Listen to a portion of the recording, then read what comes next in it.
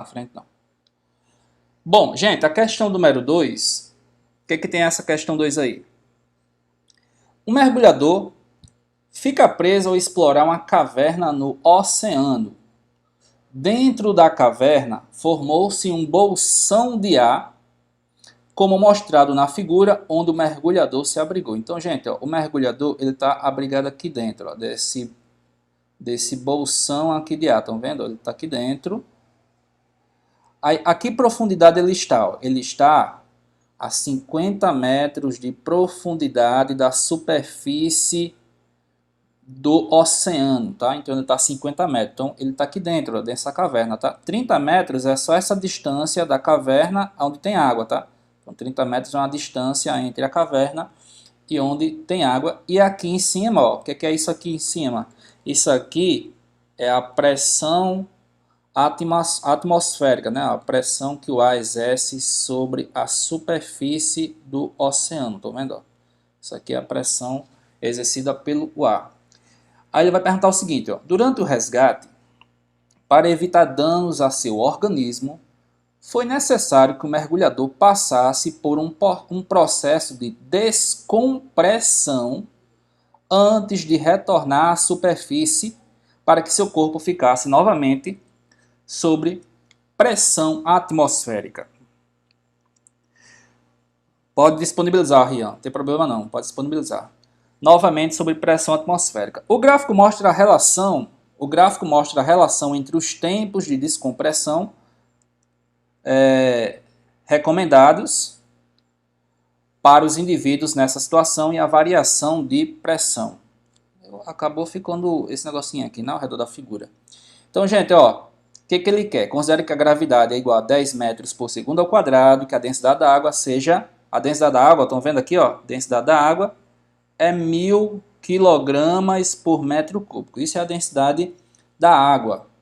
Em minutos, qual é o tempo de descompressão a que o mergulhador deverá ser submetido? Então, pessoal, o que acontece? O mergulhador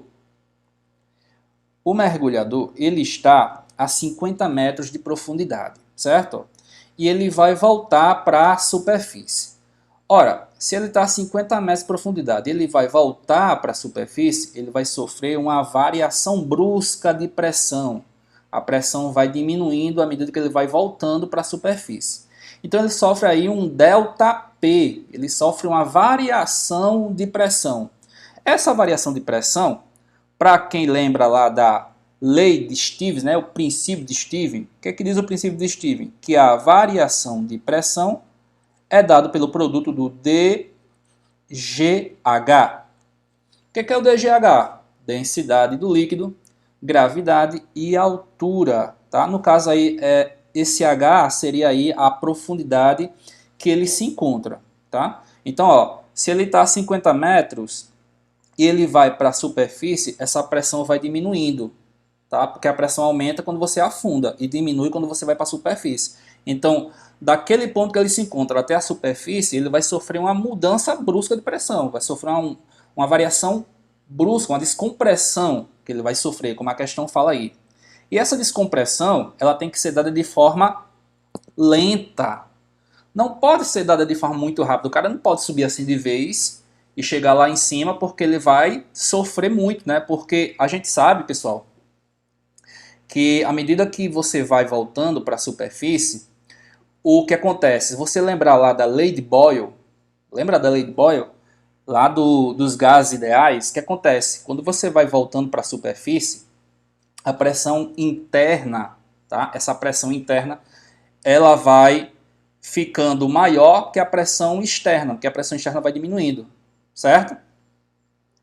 E aí essa mudança de pressão que você sofre entre a externa e a interna pode ocasionar aí algum problema, né? Pode alterar o batimento cardíaco do mergulhador, ele pode chegar na superfície com a pressão elevada, né? Pressão sanguínea. Pode acontecer alguma coisa, tá? Algo que afete o seu organismo. Inclusive, quando a gente vai afundando, pessoal, o oxigênio que está no nosso sangue, ele passa para a fase líquida. certo? À medida que você vai afundando, o oxigênio ele passa para a fase líquida. Aí quando você tende a voltar para a superfície, o oxigênio volta para a fase gasosa. Aí nessa fase gasosa ele começa a formar bolhas, entendeu? Começa a formar bolhas. E aí começa a se formar aquela embolia gasosa. Então, se você sobe muito rápido, essa embolia gasosa aí, que é essa formação de bolhas, pode alterar drasticamente o seu organismo, tá? Então você tem que subir, tem que gastar um tempo aí, um tempo recomendado, né? Tem uma tabelinha, até os próprios mergulhadores, tá? Eles já sabem que dependendo da profundidade que eles estão, eles têm que gastar um tempo determinado para que ocorra aquela descompressão. Então, esse tempo aqui, ó, estão vendo aqui, ó, esse tempo é o tempo de descompressão. E aqui embaixo é o que a gente tem de variação de pressão. Aqui é a descompressão, ó, certo? Aqui é a descompressão. Por exemplo, se a descompressão, pessoal, que o mergulhador sofrer for de 100 kPa, essa descompressão tem que acontecer em quanto tempo? Em 20 minutos, certo? Se essa descompressão for de 200 kPa, essa descompressão ela tem que acontecer também aproximadamente 20 minutos, né? Uma descompressão de 300, um pouquinho acima de 20. Uma descompressão de 400, 40 minutos. Uma descompressão de 500, 60 minutos. Uma descompressão de 600 kPa, 80 minutos. Então vai depender da descompressão. A descompressão é que vai determinar o tempo que ele vai ter que gastar para voltar lá para a superfície, tá? Então o que a gente vai fazer? A gente vai calcular essa descompressão. Calculando a descompressão, olha para o gráfico e vê qual o tempo aí, certo? Esses 30, ele tava só de gaiato aqui, né, Marcos? Ó, tá só de gaiato aí. Esses 30 aí, tá só de gaiato. Não serve para nada. Porque esses 30 aqui é a distância que ele tá da caverna, né, ó.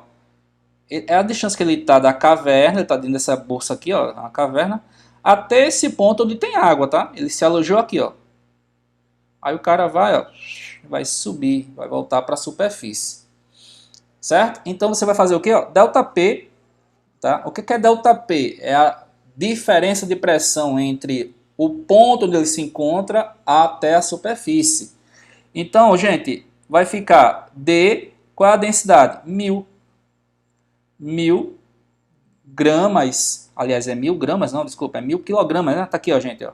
A densidade, inclusive eu estou usando o D, né? O Enem colocou a letra Rho aqui, ó. Não tem problema nenhum não, tá? O Rho ou o D pode ser a mesma coisa, representa a densidade aí. Então vai ficar 1000, a gravidade ele pede para você usar igual a 10. E esse H vale quanto? O H é 50, tá? Inclusive, tá, Marcos, você falou do 30, muita gente no dia da prova, eu vi aí, algumas pessoas pegaram 30, né? Não era 30 metros, ele está a 50 metros de profundidade. Então, esse ΔP vai ser quanto, gente? Ó, quando a gente multiplicar todo mundo aqui, vai dar, vamos deixar isso aqui, né? Ó, porque vai ficar 5 vezes 10, quantos zeros? 1, 2, 3, 4, 5. 5 vezes 10 elevado a 5 Pascal, né? Ó, seria aí a variação de pressão. Deixando em quilopascal, eu vou ter 500 quilopascal, certo? Ó, deixando em quilopascal, como está lá embaixo no gráfico, quilopascal, certo? A gente, ó, 500 quilopascal é uma descompressão que tem que acontecer em quanto tempo? 500 quilopascal, tá aqui, ó, tem que ser dado em 60 minutos, certo? 60 minutos é a descompressão aí. 60 minutos, ok?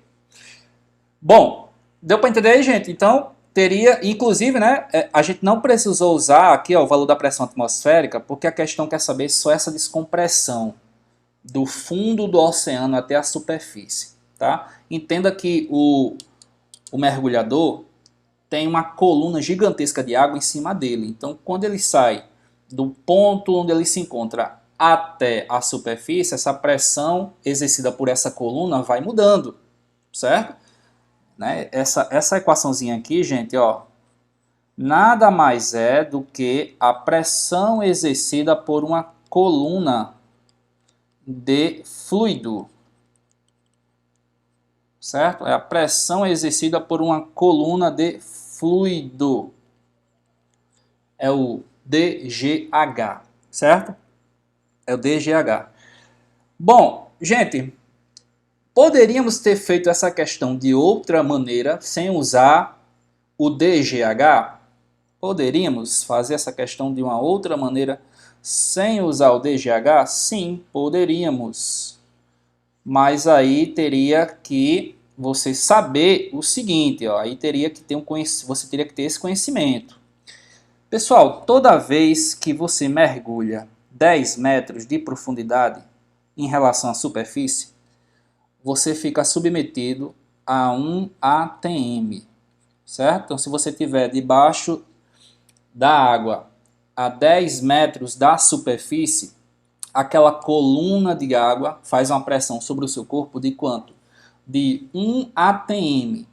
Então, se ele estava a 50 metros, ó, se ele estava a 50 metros, ele estava a quantos ATM? 5 ATM. A água, aquela coluna de água, faz uma pressão sobre o corpo dele de 5 ATM, certo? 5 ATM. Aí depois você ia converter para Pascal, né? Já mostrei aqui, ó, logo do início como é que se faz, ó. 1 ATM, estão vendo aqui, ó, 1 ATM equivale a 10 a quinta Pascal.